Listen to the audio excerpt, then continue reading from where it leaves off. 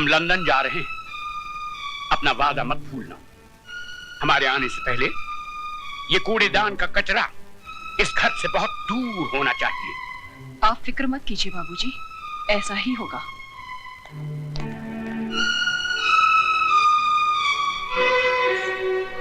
ओ महारानी, वहां कहाँ चली? जी मैं। रामू। जी मैम साहब। इनको जरा इनका महल दिखा दो। मुझे महल नहीं, मुझे मेरे पति के चरणों में जगह चाहिए।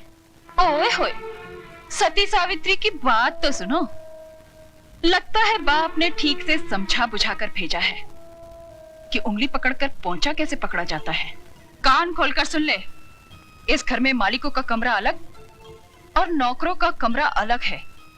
रामू जी। ले जा इसे नौकरों के कमरे में। आइए बहुरानी। खबरदार जो इसे किसी ने बहुरानी कहा, ये नौकरानी है, सिर्फ नौकरानी। शारदा, ये क्या कर रही हो तुम? ऐसा सलूक थोड़ी किया जाता है। तुम चुप रहो जी। खबरदार जो तुमने इसकी तरफदारी की तो जाओ, जाके अपना काम करो।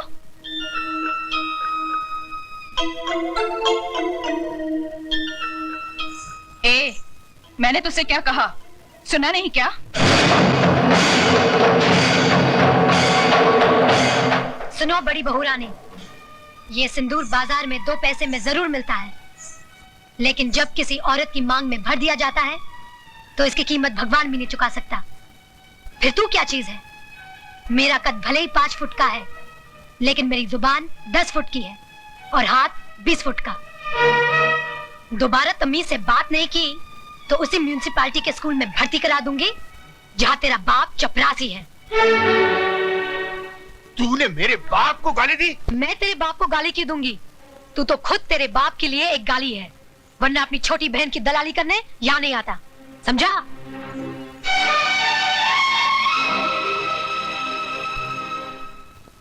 अयो स्वामी, आज खुशी का दिन है, फिर आपका बैटरी काय को डाउन है? ओए खोत्या, जिस बाप की एको एक बेटी उसके जिगर का टुकड़ा उससे दूर हो जाए तो वो रोएगा नहीं तो क्या भांगड़ा करेगा? देखो दारजी, हॉर्न का वायर ब्रेक में मत घुसाड़ो। अरे हमारा बहन कितना बड़ा घौर में शादी करके गया है। ये भी कोई शादी थी?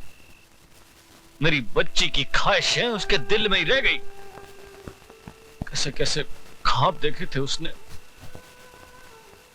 बैंड बाजे के साथ उसका दूल्हा घोड़ी पे सवार होके बारात लेके आएगा, हजारों लोग उसके ब्याह में शरीक होंगे। इतना शोर ना शनाई, ऐसे बिना हुई बच्ची जैसे टोली में नहीं आरती में जा रही हो। दारजी, सदियों से माँ बाप के घर से बेटी ऐसे ही विदा होती रही है। आप तो सिर्फ दुआ कीजिए कि उस घर में खुश रहे।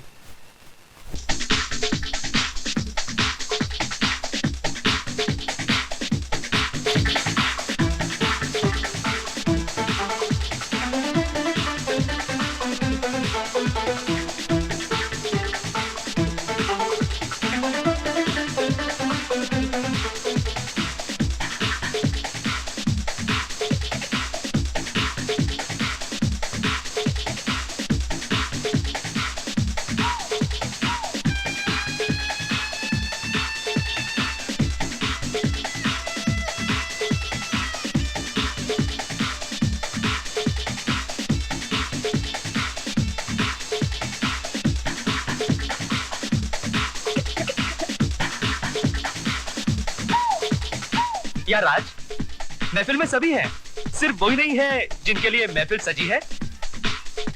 सुरेश, जूतों को पैरों में पहना जाता है, सर पर नहीं रखा जाता। अच्छा राज, हम चलते हैं, रात काफी हो गई है, फिर तुम्हारी सुहागरात भी है। हमारा शेर सुहागरात नहीं, सुहाग दिन मनाता है। और वो तो ये कब का मना चुका है, ये बात सारी दुनिया जानती है।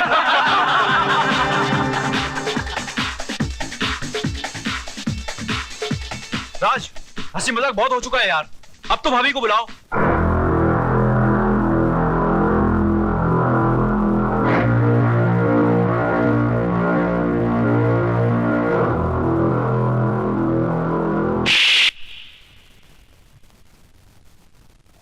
दोबारा उस 2 टके की लौंडिया को अगर भाभी कहा तो जान से मार दूंगा। कानून ने उसे बाजार से खरीदकर सिंदूर और मंगलसूत्र तो दे दिया, मगर वो मेरे शरीर को, मेरी आत्मा को कभी हासिल नहीं कर पाएगी। Do you understand? Yes, I am sorry.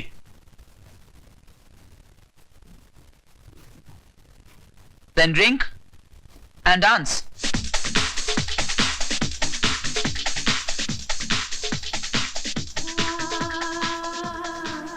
तुम्हारा अधिकार तो मैंने तुम्हें दिला दिया, लेकिन एक बात याद रखना, इस दुनिया में हक कभी मांगने से नहीं मिलता, छीनना पड़ता है।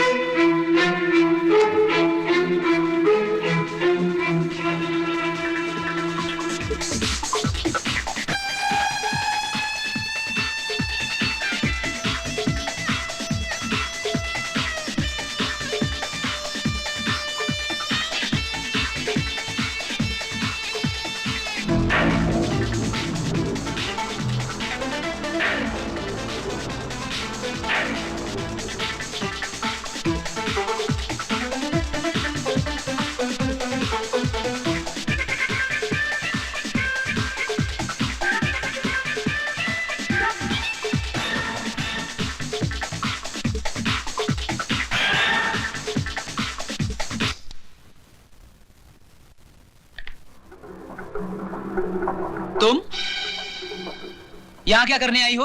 अपना अधिकार लेने। तो फिर जाओ और जाकर उसी अदालत का दरवाजा खटखटाओ। जज साहब, सिंदूर और मंगलसूत्र के साथ साथ मुझे पति का शरीर भी दिलवा दीजिए। औरत अभी इतनी कमजोर नहीं हुई कि हर वक्त भीख मांगती रहे। वो छीनना भी जानती है। तो आगे बढ़ो और छीन लो राज को मुझसे।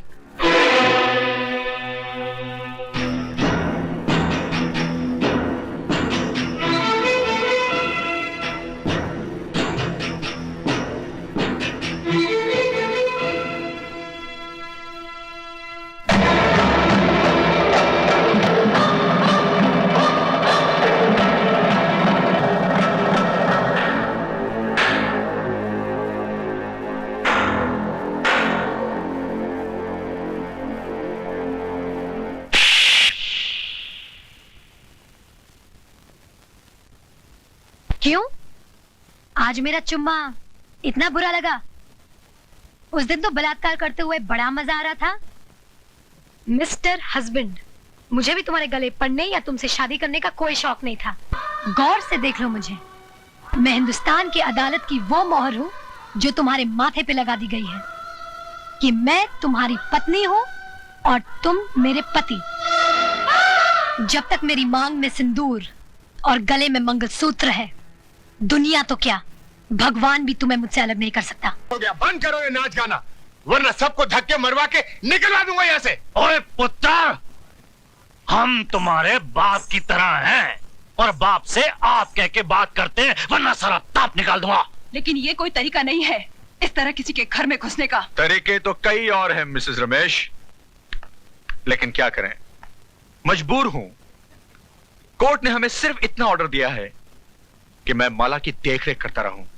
For now. तो ठीक से देख लीजिए, आपकी गुड़िया ठीक है या कहीं से टूट गई है? ओ बीबी, अगर हमारी गुड़िया गलती से भी जरा सी टूट गई ना, तो तुम सबको मैं ऐसा तोड़ूंगा, जिंदगी भर जोड़ नहीं सकोगे। दार जी, आप फिक्र मत करो, मैं बिल्कुल ठीक हूँ और इन्हें ठीक करना भी जानती हूँ।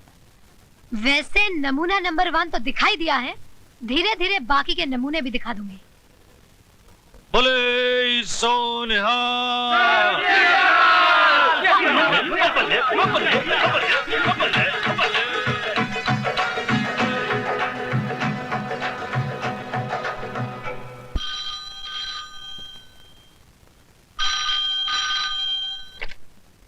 हेलो बहू, बाबूजी, नमस्ते। उस कचरे के डिब्बे को घर से बाहर फेंका गया कि नहीं? जी जी। क्या तुम ये नहीं चाहती कि तुम्हारी छोटी बहन हमारे घर की बहू बने? जी जी चाहती हूँ। तो फिर हमारे आने से पहले उस गंदगी को हमारी हवेली से दूर कर देना। कर दूंगी बाबूजी। गुड।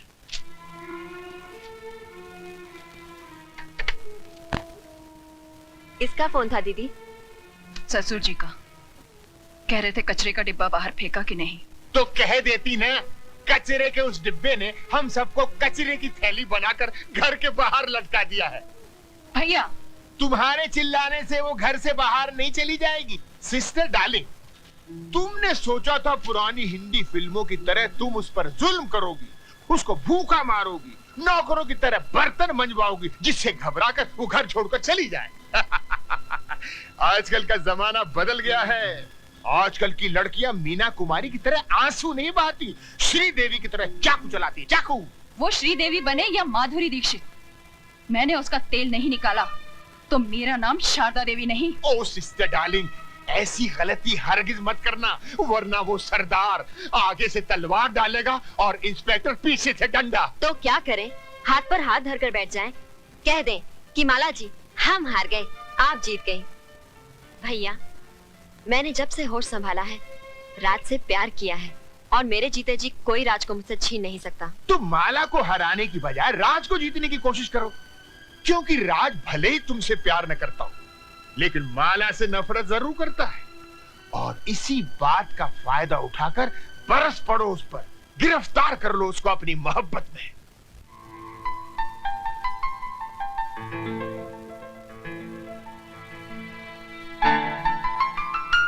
ऑफिस जा रहे हैं? तुमसे मतलब? मतलब तो है, मैं आपकी बीवी जो हूँ। मैं नहीं मानता तुम्हें अपनी बीवी। मानेंगे, आप भी मानेंगे।